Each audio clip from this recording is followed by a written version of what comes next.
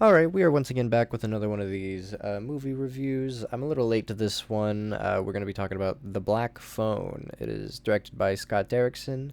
Its main star is Ethan Hawke. And just real quick, there's something going on outside. I'm not too sure what it is. Hopefully we don't hear it, but we might. This movie was really hinging on a lot because it's definitely relying a lot on kid actors, and you never know where you're gonna go when you're doing that. But I actually ended up really liking the kid actors that they ended up getting and using. Wasn't expecting it when I saw the trailers and I saw that it was gonna be focused on like these kids. I was like, oh, I don't know how this is gonna go. Ethan Hawke does really good. The main kid does really good. All of the dead kids do good as well. I guess I should explain the plot of the movie. So basically, there's this uh masked guy going around kidnapping kids, and he walks around with this big black van and these black balloons he carries around. He kidnaps a couple kids here and there. The kidnapping is actually of the main character is actually later in the movie. I thought it was gonna be quick. No, it's like you're halfway through the movie, and I'm like, he hasn't been kidnapped yet.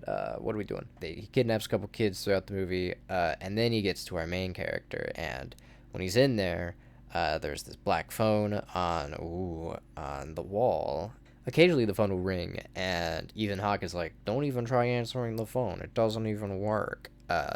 But after it rings enough times, the main kid answers it, and he hears like the ghosts of the previous kids that Ethan Hawke has kidnapped. And from there on, the kids are helping him try to get out. So you can see how this movie is heavily relying on that these kids are good actors at most. If there was anyone in the movie that I didn't like, it would be this kid's dad. I hate this dad. If you've ever played Detroit Become Human, this dad is straight out of that game. I wanted to get my hands on that dad and lose in a fight because I wouldn't win. MVP of the movie is Ethan Hawke because he is a crazy, strange guy. He's playing this wacko, and he does really good. He's makes me worry about him in real life a little bit, actually. What was nice is because when it came to the trailers, it just seemed like he was gonna get locked up right at the beginning. He's gonna answer the phone, and then we would like learn about these kids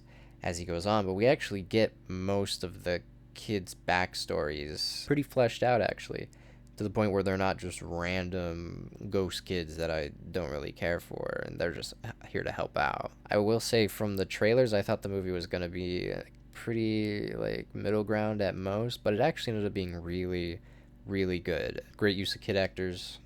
They did good. The first act definitely just is enough to get you hooked. The second act definitely kept me engaged throughout the movie. And then the third act, it was a very satisfying third act too. So it's just overall, there was nothing really to complain about with this movie. It was just overall very good, and it's one of the better horror movies that I've seen in a while. It got me a couple times too because Scott Derrickson did Sinister, and Sinister is one of those movies that freak me out really bad. And he was supposed to do Doctor Strange, but he did the first one, didn't do the second one.